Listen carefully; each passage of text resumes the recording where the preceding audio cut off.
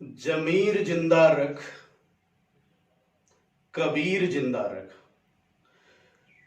जमीर जिंदा रख, कबीर जिंदा रख। सुल्तान भी बन जाए तो दिल में फकीर जिंदा रख।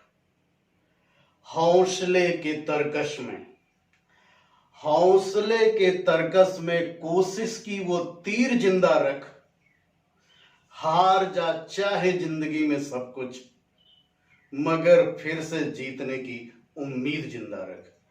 मैं सुभाष द्विवेदी आपके अपने ही YouTube channel Subhash Dwivedi math corner पर आप सभी का वेलकम करता हूं।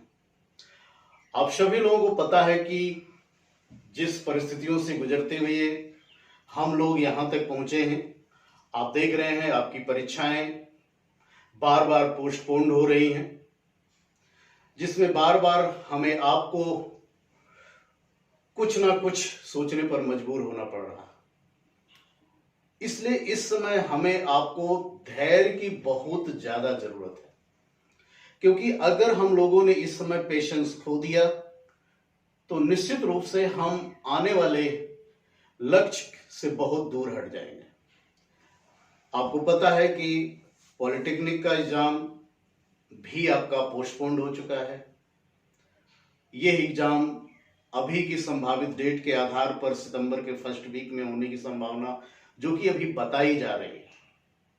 इसी के साथ साथ आप ये भी समझ रहे हो कि जो IRT का एग्जाम है उसकी भी डेट जो है अगस्त 27-28 अगस्त दी गई है। तो परीक्षाएं जब बार बार हमारी डिले होती हैं तो हमारी तैयारी जो है बहुत ही प्रभावित होती है। फिर हमारा मन नहीं लगता काम करने को, फिर हमें लगता है कि अभी तो रास्ता बहुत दूर है। तो हमें आपको ये नहीं करना है। जो भी हमें समय मिल रहा है उस समय को हमें बहुत ही सदुपयोग करना है। निश्चित रूप से आपको ऑनलाइन क्लासेस मिल रही हैं, कुछ व्यवधान भी हुआ है जिसमें आपको कुछ ना कुछ असुविधा भी हुई होगी, लेकिन फिर भी आपको पर्याप्त समय मिल रहा है।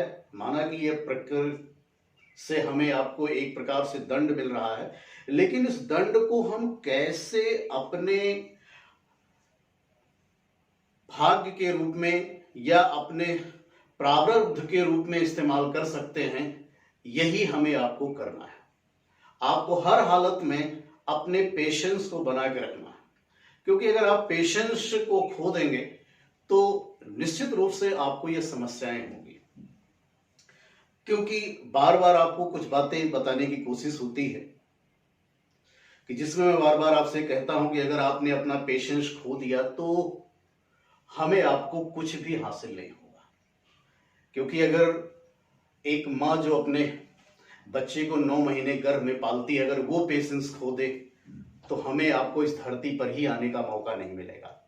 एक बीज जो धरती के अंदर अपने आप को समर्पित करता है, अपने आप को पूरी तरह से उसमें समर्पित करने के बाद फिर वो उसमें से एक अंकुरण देता है। इसलिए जीवन में अगर आपको कुछ नया करना है, कुछ नया पाना है, तो आपको अपने आप को समर्पित करना होगा। एक बार अपने आप को लगे कि सब कुछ मुझे उसके पीछे गंवा देना है, लेकिन आप देखेंगे कि जैसे ही आप सब कुछ देने की स्थिति में आ जाते हैं तो ईश्वर, इस दुनिया की जो सारी कायनात भी है, अगर हम किसी के लिए सब कुछ न्यौछावर करने के लिए तैयार हो जाते हैं तो ये जो इस दुनिया की कायनात है, ईश्वर भी हमें आपको वो देने के लिए परेशान हो जाता है कि इस व्यक्ति के भाग्य में हो ना हो, लेकिन इसका जुझारूपन, इसका कर्म जो है, इसकी कर्मठता, इसका लगाव जो है, उसे हमें आप तक पहुंचाने के लिए मजबूर होना पड़ता है। इसलिए हमें आपको हमेशा अपने कार्य को करते रहना चाहिए।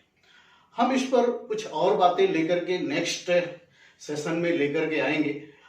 अभी आपके लिए, मेरे लिए केवल एक ही संदेश, निर्देश, आग्रह, विनय है कि आप अपने कार्य को निश्चित रूप से धैर्यपूर्वक करते रहें, जिससे आपको सफलता मिले। आज सावन का पहला सोमवार भी है, जिसमें हम चाहेंगे कि मां भारती के साथ साथ आपको भोलेनाथ का भी आशीर्वाद प्राप्त हो। माँ भारती इसलिए क्योंकि हम सबसे पहले इस देश के वीर सपूत हैं, और अगर इस देश के वीर सपूत हैं तो आप जानते हैं ईश्वर ने भी अपने आप को समर्पित किया है। क्योंकि मुझे याद है कि जब रामचंद्र जी लौट करके अयोध्या आते हैं तो वो भी सबसे पहले अपने अयोध्या नगरी को शरणवाते हैं। तो इसलिए हमें सबसे पहले मातृभूमि, फिर बाकी बातों पर हमें आपको समर्पित करना चाहिए। चलिए मिलते हैं इसी उत्साह उमंग के साथ कि आप अपने कार्य में संलग्न रहेंगे और मेहनत करते रहेंगे, और हमारे आपके बीच के संबंध ऐसे ही आगे चलते रहेंगे। मिलते हैं नेक्स्ट वीडियो में, तब तक के लिए आपसे विदा लेते हैं। जय हिंद, जय भारत।